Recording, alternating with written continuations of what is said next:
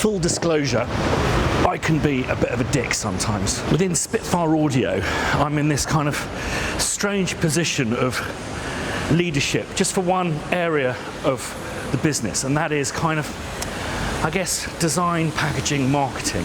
That's the bit that I keep an eye on, and this is where I tend to be a bit of a dick. And the problem is, to do this kind of stuff successfully, you need to be an effective communicator. Now, without the assistance of a GH5 and Adobe Premiere Pro, I'm not a very good communicator, and my dickish moments tend to happen always under the same circumstances. My working day begins between 3 and 4 in the morning. Problem is, the people I work with, their day starts at 10 o'clock, and they often have to make stuff that I have to look at, usually around 6 o'clock. But the problem with me and 6 o'clock is that my working day has by that point been between 12 and 14 hours long, and by 6 o'clock my inhibitions tend to have been battered away in the shape of a pleasant pint of Peroni. When you're a creative working with creatives, you want to create something in collaboration with people.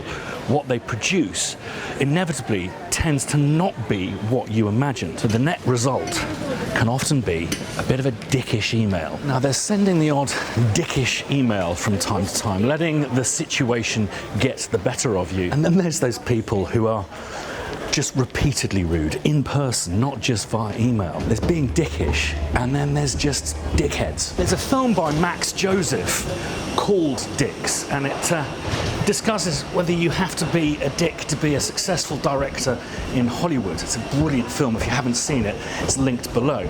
Now, spoiler alert, the conclusion he reaches is that whilst you need many kind of personality kind of facets in order to be a successful director, you do inevitably need to be a little bit of a dick. Although I think his film is absolutely brilliant, I don't wholeheartedly agree with his assertion. Being a dick is when you allow your job to get the better of you and you project your insecurities out onto other people. So the conclusion I would draw from Max Joseph's film is you need many qualities to be a successful director, and sometimes your job's going to get the better of you and you're going to take it out on others. I'm a bit of a dick when I'm overworked, overtired, overstressed, or less inhibited.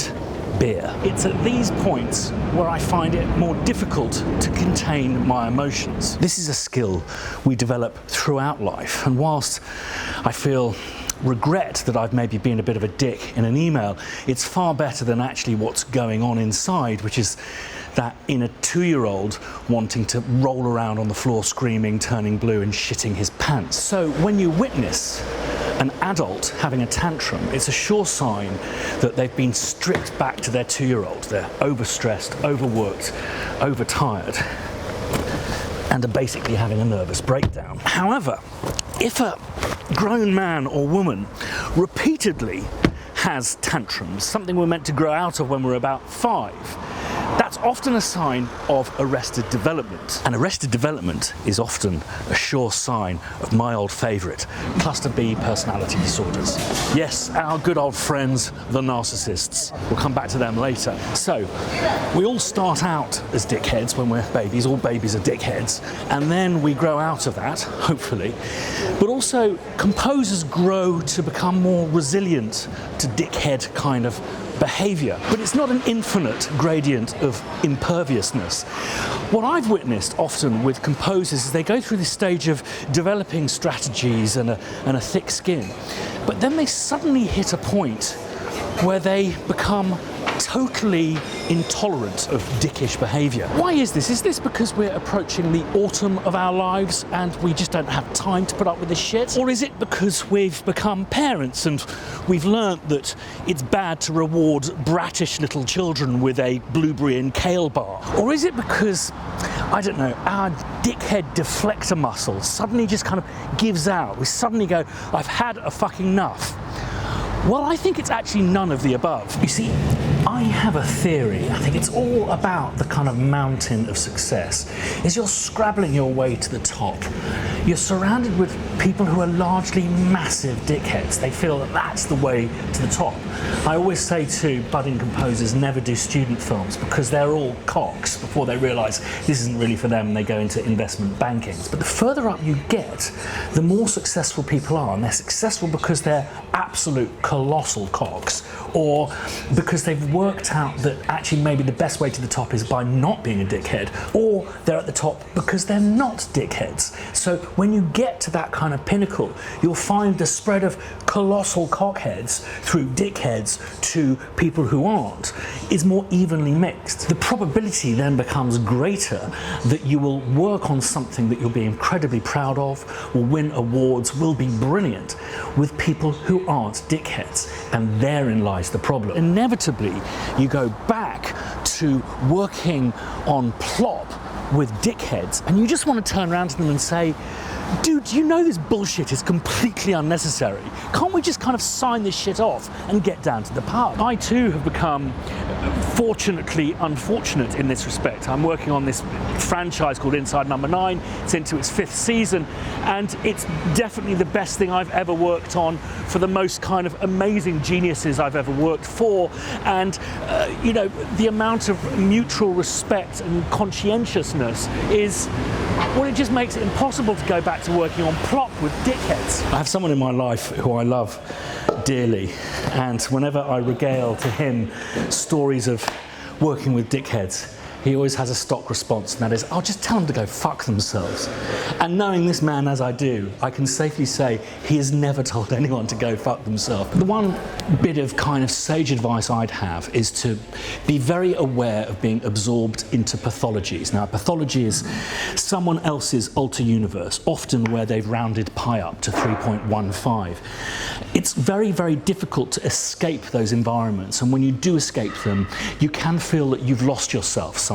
I think an easy example of a grand pathology, and yes, this is a cheap shot, would be Donald Trump. And I think he's engulfed us all in this. Whether you like him, whether you dislike him, there's no denying he has normalised behaviours that we wouldn't have dreamt of from a president just 2 years ago. When you're in these pathologies, you know, where pi has been rounded up to 3.15, if you're going to stay in them, I think I have one piece of advice, and that is to retain your feelings. The best way of doing that is to hook up with friends and loved ones and kind of really talk it out.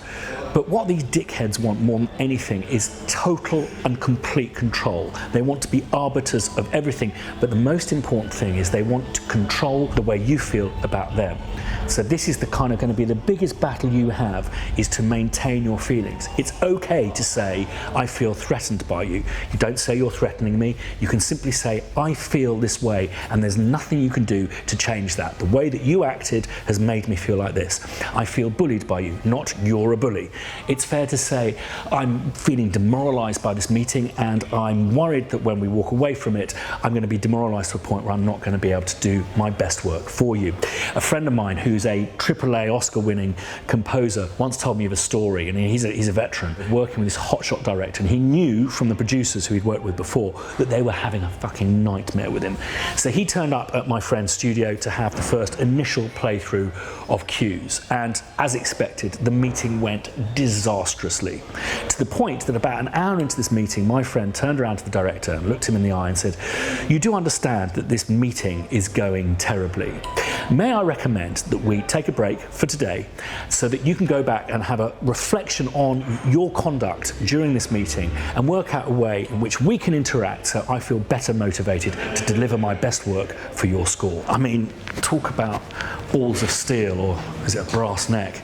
I don't think I could ever bring up the courage, therein lies the problem, of speaking, you know, so truthfully, honestly to people. But, you know, it is fair enough. They're directors. They're meant to direct, not kind of scream people into submission. I have the very great pleasure of working with a company called Us2, a design UX company, and it was fascinating to watch how they initialized the process. The first few meetings, 100% of the time we spent with them was dedicated to discussing how to communicate with each other and better understanding ourselves as people. And I guess to a certain degree, there's a bit of role play, a lot of post-it notes. drawing portraits of each other blindfolded, that kind of stuff. What it taught me is that there's not just one rule for all. We're all different, and that's how you collaborate. It's about understanding the group dynamic, the one-on-one dynamic, and altering the way that you communicate with people in a nuanced manner that is appropriate for that person. There are people who love a bit of banter. I, for example, can't fucking stand it. Being called a fat bastard is going to keep me up at night. Don't like it. Maybe true, but I just don't like it. So what I try to do when working with directors for the first time, if they hit the banter button, for example, I'll knock it on the head, but in a kind of humorous way. Oh, don't say that. I've got a real thing about that kind of stuff. But the question I want to put back to you is the be-all and end-all of being a good director, the end product, simply making a good film, a film that's well received, that wins awards, that is popular? Is that good enough? Does that define a great director or a good director even if that director creates total carnage in the process? I mean, there's this British director who's done some really big films, Oscar-nominated, BAFTA-nominated films, and he's just a colossal dickhead. So much so I know people have retired from the industry because of him. I know there's been a union created because of his behaviour, but his films have been hugely successful. Is he a good director? My question to you. I don't have an answer for it, to be honest. In order not to get like just a massive tsunami of thumbs down by not answering the question that I've suggested this film will answer, I think a simple technique is to establish whether someone is just being dickish or is a dickhead. If they're being dickish, try and come up with strategies to avoid allowing them to basically let their job get the better of them. My wife has a dentist who prides himself on the fact that he makes it as easy as possible for his clients. So at every step of the way, he explains the process, and that there'll be, on a scale of 1 to 10, a little nip that'll be on a scale of 2, it's going to happen now, this, that and the other. And I think that we have to see ourselves as the dentists of the film business. Directors have great difficulty with us and how we can impact their film. So you need to make the process as easy for them or as comfortable for them as humanly possible. Try wherever possible to avoid email contact, and when you do get a bad email, don't respond with a reaction. Just simply wait till the next day to respond. But there will simply be times that you will establish that you're working with a dickhead, and dickheads, narcissists, are incurable. There's nothing you can do to improve their behavior. So you simply have to protect yourself, control your feelings, and really ask yourself, is it worth it? I think the mistake I've made in the past is a situation presents itself where I feel, you know what, I think in probably about 2 or 3 weeks I'm going to get fired off this, but I've endured those 2 or 3 weeks of abuse and overwork and all of that kind of stuff, and I think you just have to be brave and understand what your constitution can bear. Me, I simply walk away from projects if I see difficulties arising. I simply do not have the constitution to bear that kind of treatment anymore. About 4 years ago, walked off a very promising project, not because the director was a problem. He's in fact someone I really like working with, but unfortunately I identified within one of the producers a colossal narcissist, and it was simply me holding my hands up. I mean, I didn't say this when I kind of retired, but it's simply me holding my hands up to myself and saying, I'm shit with narcissists and narcissists are shit with me. It's since become a very successful franchise with an amazing composer on board who clearly enjoys working on that job, and it does sting when I see the Instagrams and the Twitters. I have to remind myself that I was going to have a nightmare on it, but not every composer was going to have a nightmare on it. When I accuse someone of being a dickhead, I point my finger at them and I say, you're a dickhead. But you'll notice there's 3 fingers pointing back at me. And I think the secret to successful collaboration, the secret to dealing with dickheads, is to better understand yourself. If you feel that you suffer more than others with paranoia, as I do, with anxiety, if you mull over what people say to you, ad nauseum, it may be just worth going to speak to someone. I can't express how much my life has improved by just having someone to talk to once a week.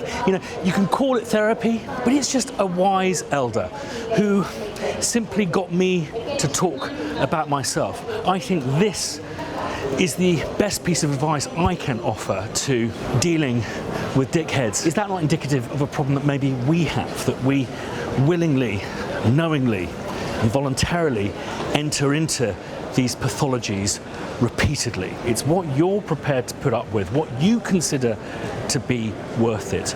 You shouldn't punish yourself, you shouldn't flagellate yourself.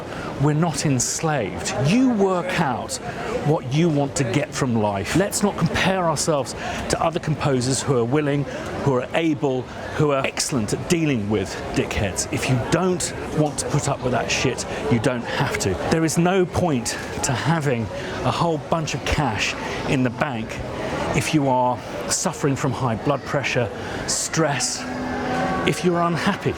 It's totally pointless. Put yourself into the equation and work out what you want from life. And if need be, tell the dickheads to go fuck themselves.